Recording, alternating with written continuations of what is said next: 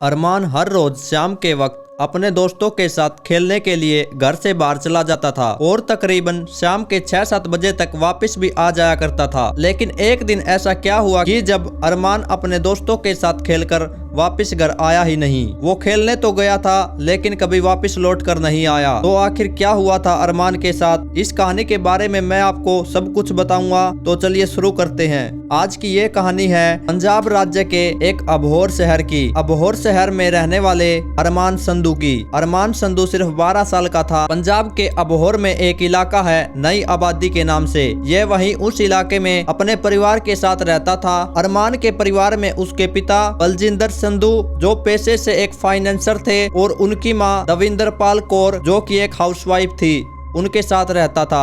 अरमान वही अबोहर के ही DAV school में पढ़ता था। और इसके बाद इसके साथ क्या हुआ कि ये दिन था 17 अक्टूबर 2019 का। अरमान रोज की तरह स्कूल से वापस आने के बाद अपना होमवर्क खत्म करके अपनी मम्मी को ये बोलता है कि मम्मी मैं खेलने जा रहा हूँ, और अपने घर से निकल गया। वो अपने दोस्तों के साथ खेलने कहीं दूर नहीं जाता था बल्कि वहीं अपने घर के बाहर गली में ही खेलता था। अरमान और उसके दोस्त उसी दिन भी वहीं गली में खेल रहे थे और जब वो वहाँ खेल रहे थे तो वहाँ बाइक पर एक आदमी आता है। वो थोड़ी दूर अपनी बाइक खड़ी करता है और अरमान को उसका नाम लेकर आवाज देता है। अरमान अपना नाम सुन के उस आदमी के पास उसकी बात सुनने के लिए जाता है और थोड़ी देर के बाद उसके दोस्त देखते हैं कि अरमान एक बॉक्स पकड़कर उस आदमी के पीछे बाइक पर बैठकर चला गया है। ये देखकर उसके दोस्तों को लगता है कि शायद वो आदमी उसकी जान पहचान का होगा, इसलिए वो उसके साथ बाइक पर बैठकर चला गया। खैर वो इस चीज पर वो ज्यादा ध्यान नहीं देते और अपना खेलने में दोबारा मस्त हो जाते हैं। जैसे ही शाम के 7 बजते हैं तो अरमान के बाकी के दोस्त तो अपने घर चले जाते हैं, लेकिन जो अरमान था वो अपने घर वापस नहीं लौटता है। और ये देखकर उसके घर वालों को उसकी चिंता होने लगती है। वो उसे ढूंढने के लिए बाहर गली में देखने आते हैं लेकिन वहाँ कोई भी नहीं था। इसके बाद वो अरमान के दोस्तों के घर जाकर उनसे अरमान के बारे में पूछते हैं, लेकिन वो कहते हैं कि अरमान तो किसी व्यक्ति के साथ उसकी बाइक पर बैठकर कहीं चला गया था। और उन्हें लगा कि शायद अरमान अब तक तो वापस अपने घर भी लौट आया होगा। लेकिन ये सुनकर उनके परिवार वालों को उसकी बहुत चिंता होने लगती है और वो अरमान को वहीं उस इलाके में ढूंढना शुरू कर देते हैं। अरमान के माँ बाप के साथ साथ उनके इलाके के और भी लोग उसे ढूंढने में उसकी मदद करने के लिए उनके साथ चलते हैं। लेकिन जब कुछ घंटे बीत जाते हैं और अरमान कहीं नहीं मिलता तो फिर पुलिस को सूचना दी जाती है और पुलिस भी अरमान को ढूंढने में पूरी कोशिश करती है, लेकिन उस इलाके में अरमान कहीं भी नहीं मिलता। और ऐसे ही सुबह हो जाती है। सुबह होते ही पुलिस उस इलाके में मौजूद सभी सीसीटीवी कैमराज को चेक करती है कि शायद उनमें से कोई सुराग मिल जाए। और उन्हीं में कुछ सीसीटीवी कैमराज में अरमान एक बाइक पर एक आदमी के पीछे बैठा हुआ साफ दिखाई देता है, लेकिन सीसीटीवी कैमराज में उस आदमी का चेहरा बिल्कुल भी नहीं दिखाई दे रहा था। तो एक तरीके से पुलिस के हाथ कुछ भी नहीं लगा था। दूसरी ओर अरमान के घर वालों की तबीयत खराब हो रही थी क्योंकि पिछली रात से उनके बेटे का कोई अता पता नहीं था। और इसी दौरान में एक दिन एक रिक्शा वाला अरमान के पिता के पास आता है और उन्हें एक बॉक्स देकर चला जाता है। इस बॉक्स के अंदर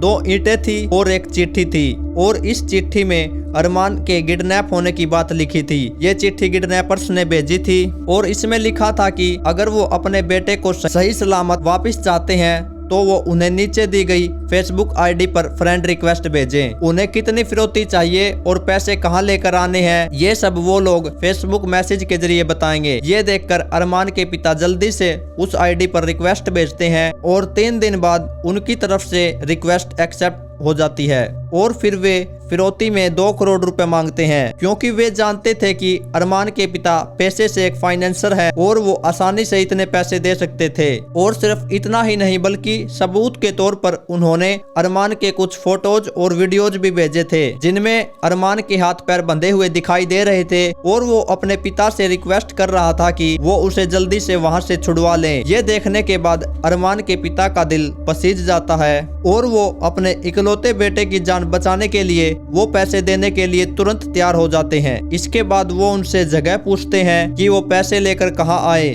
और वो उन्हें एक जगह बता भी देते हैं, लेकिन जब वो वहाँ पर पैसे लेकर पहुँचते हैं तो किडनैपर्स में से कोई भी उन फिरौती के पैसों को लेने के लिए वहाँ पर नहीं आता है और उन्हें खाली हाथ वहाँ से वापस लौटना पड़ता है। और ऐसा एक बार नहीं बल्कि 3-4 बार होता है। शायद ऐसा इसलिए हो रहा था कि क्योंकि किडनैपर्स को पहले से ही भनक लग जाती थी कि अरमान के पिता के साथ पुलिस आई है, और पुलिस को भी ये बात जानकर ऐसा लगता है कि शायद हो ना हो इन सब में अरमान के पिता का कोई जानने वाला ही शामिल है, जिससे पुलिस की गतिविधियों के बारे में पहले से ही पता चल जाता है और वो किडनैपर्स को या तो इन्फॉर्म कर देता है या फिर उसने खुद ही अरमान को किडनैप करके कहीं रखा हुआ है, और इसके बाद फिर पुलिस चौकन्ना हो जाती है। लेकिन दूसरी ओर समय तेजी से निकलता जा रहा था। अब 15-20 दिन हो चुके थे अरमान को गायब हुए, लेकिन पुलिस के हाथ कुछ भी नहीं लगा था। इसलिए लोगों में गुस्सा बढ़ता ही जा रहा था और देखते ही देखते पूरे शहर में धरने लगने शुरू हो जाते हैं और पुलिस पर प्रेशर बनने लगता है, और ये केस फिर पुलिस के बड़े अधिकारियों को सौंप दिया जाता है।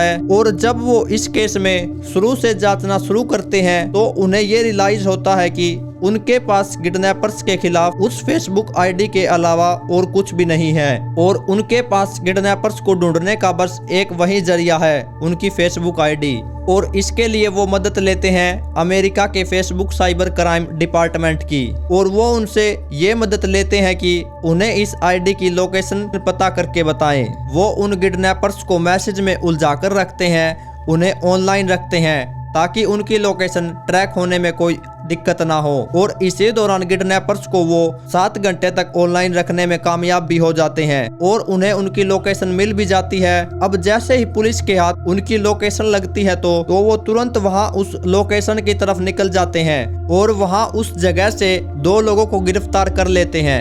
यही लोग थे जो अरमान के पिता को अब तक ये सब मैसेज कर रहे थे। उन दोनों की पहचान करने के लिए फिर पुलिस अरमान के पिता को बुलाती है, और जैसे ही वो इन दोनों को देखते हैं तो उनके पैरों तले जमीन खिसक जाती है। और ऐसा इसलिए क्योंकि अरमान के पिता ना इन दोनों को अच्छे तरीके से जानते थे बल्कि अच्छे से पहचानते भी थे, क्योंकि ये दोनों लोग कोई और नहीं बल्कि उन्हीं के दोस्त थे, और इतने गहरे दोस्त थे कि अब तक अरमान को ढूंढने के लिए जहाँ जहाँ पर धरने लगाए जा रहे थे, जहाँ जहाँ पर पूरा परिवार पागलों की तरह अरमान को खोज रहा था, उस हर एक खोज में, उस हर एक काम में ये दोनों उनके साथ साथ ही थे। इसलिए उन्हें हर बार पता चल जाता था कि अरमान के पिता के साथ पुलिस आई है फिरौती देने के लिए, और इसलिए अब तक ये दोनों बचते रहे थे। लेकिन सवाल अब ये था कि इन दोनों ने आखिर अरमान को अगवा क्यों किया, और सबसे जरूरी बात कि अरमान कहाँ था। और इन दोनों किडनैपर्स के नाम थे सुनील और पवन। इसके बाद फिर पुलिस सुनील और पवन इन दोनों किडनैपर्स से अच्छी तरह से पूछताछ करती है कि आखिर उन्होंने अरमान को छिपा कर कहाँ रखा है। तो वो अरमान की किडनैपिंग की सारी कहानी उनके सामने रख देते हैं। दरअसल बात ये थी कि सुनील ने अरमान के पिता से 30-40 लाख रुपए ब्याज पर ले रखे थे अपना एक बिजनेस शुरू करने के लिए, और इसके साथ साथ पवन ने भी उनसे तकरीबन 2.5 लाख रुपए ले रखे थे। लेकिन हुआ ये कि सुनील का बिजनेस खास चला नहीं और उनके पास देने के लिए अब पैसे थे नहीं। तो वो दोनों मिलकर ये तरकीब सोचने लगे कि आखिरकार वो ऐसा क्या करें कि उनके पास बहुत से पैसे आ जाएं और वो अपना कर्ज भी चुका सके और उनके पास भी बहुत सारा पैसा बच जाए, जिससे वो अपनी आगे की जिंदगी अच्छे से काट सके। और आखिरकार उन्होंने अंत में ये फैसला लिया कि जिससे इन्होंने पैसे लिए हैं वो उनके ही बेटे को किडनैप करेंगे। उन्होंने सोचा कि उनसे वो मोटी रकम निकलवा सकते हैं, और आखिरकार उन्होंने अरमान की किडनैपिंग से ठीक 3-4 महीने पहले ही उसकी किडनैपिंग की योजना बनानी शुरू कर दी। और इसी सिलसिले में उन्होंने सीतो रोड पर एक मकान भी किराए पर लिया, जहां पर वो अरमान को किडनैप करने के बाद छिपा कर रखेंगे। और 17 अक्टूबर 2019 को आखिरकार उन्होंने अपने प्लान को अंजाम देने की सोची। जब उनमें से सुनील बाइक पर आता है और अरमान को आवाज देता है, तब अरमान उसके पास आता है तो वो उसे पहचान लेता है। वो अरमान से कहता है कि उसके पास एक बहुत भारी बॉक्स है, वो उसे उठाकर बाइक पर नहीं ले जा सकता, तो वो क्या उसकी मदद कर सकता है। और इतनी बात सुनकर ही अरमान उसके पीछे वो बॉक्स लेकर बैठ जाता है। थोड़ी ही दूर आगे जाने के बाद पवन वही कार लेकर खड़ा था। इसके बाद वो तीनों कार में बैठ जाते हैं। अरमान को अब तक उन पर बिल्कुल भी शक नहीं हुआ था, क्योंकि वो इन दोनों को अच्छे से जानता था। इसके बाद वो दोनों कार को सेतो रोड पर उसी किराए के घर में ले गए जिसे उन्होंने पहले से ही किराए पर ले रखा था। और उस घर में जाने के बाद इन्होंने अरमान से कहा कि तुम्हारा किडनैप हो चुका है। लेकिन इनकी ये बात सुनने के बाद अरमान ने इन पर बिल्कुल भी विश्वास नहीं किया। उसे लगा कि शायद ये दोनों मजाक कर रहे हैं। लेकिन थोड़ी ही देर में अरमान को भी समझ आ गया था कि ये मजाक नहीं हो रहा है, वो उनके जाल में फंस चुका था। इसके बाद वो अरमान के हाथ पैर बांधते हैं और उसका मुंह भी बांधते हैं, क्योंकि वो बहुत रो रहा था। इसके बाद वो उसको जान से मारने की धमकी देकर उसकी फोटो क्लिक करते हैं और उसकी वीडियोज भी बनाते हैं, जिसमें कि अरमान ये कह रहा था अपने पिता से कि वो उन्हें पैसे दे दे। और वो ऐसे ही तकरीबन 20-25 वीडियो बनाते हैं। और ऐसा इसलिए ताकि वो उन फोटोज और वीडियोज को बाद में एक एक करके अरमान के पिता के पास भेजकर फिरौती मांग सके। और ऐसा हुआ भी। उन्होंने फेसबुक मैसेज के जरिए अरमान के पिता को उसकी बहुत सी वीडियोज और फोटोज भी भेजी थी फिरौती मांगने के लिए। और वो सब यही थी जो इन दोनों ने इस वक्त खींची थी। और अब सवाल ये था कि आखिर अरमान है कहाँ। और जब पुलिस ने उन दोनों से सख्ती से पूछताछ की तो आखिरकार उन्होंने पूरा सच उगल दिया। उन्होंने बताया कि अरमान अब इस दुनिया में नहीं है। उन्होंने अरमान की उसी दिन हत्या कर दी थी जिस दिन उसका किडनैप किया था। दरअसल उस दिन उन्होंने इसलिए अरमान की फोटोज और वीडियो बनाई थी ताकि वो इन फोटोज और वीडियोज को समय आने पर फिरौती मांगने के लिए उसके पिता के पास भेज सके, क्योंकि वो इतने दिनों तक अरमान को जिंदा नहीं रख सकते थे अगर वो कहीं भाग जाता तो। और वैसे भी अरमान इन दोनों को अच्छे से जानता था, तो अरमान को जिंदा छोड़ने का तो कोई चांस ही नहीं था, क्योंकि ऐसे हालात में वो दोनों ही आसानी से पकड़े जाते। इसलिए इन दोनों ने अरमान की किडनैपिंग के साथ साथ उसके मर्डर का भी प्लान पहले से ही बना कर रखा था। उसे मारने के बाद इन्होंने अबोहर में ही मलोट रोड के पास एक ओवर ब्रिज के नीचे ही अरमान की लाश को दफना दिया। और इसके बाद ये दोनों फिर अरमान के परिवार के साथ अरमान को ढूंढने का नाटक करने लगे। अब जैसे ही अरमान की मौत की खबर उसके परिवार वालों को बताई गई तो उनकी तो मानो दुनिया ही उजड़ गई, क्योंकि अरमान उनका इकलौता बेटा था। अरमान की हत्या के ठीक 36 दिन बाद उसके शव को वहीं मलोट ओवर ब्रिज के पास से निकाला गया और उसके परिवारजनों को सौंप दिया गया। केस जो है वो अभी भी कोर्ट में चल रहा है और न जाने और कितने सालों तक चलता रहेगा। लेकिन सवाल यहाँ पर ये आता है कि आखिरकार इन दोनों को हासिल क्या हुआ इस मासूम की जान लेकर। इन दोनों ने एक हंसता खेलता परिवार उजाड़ दिया था। खैर ये थी दोस्तों आज की कहानी।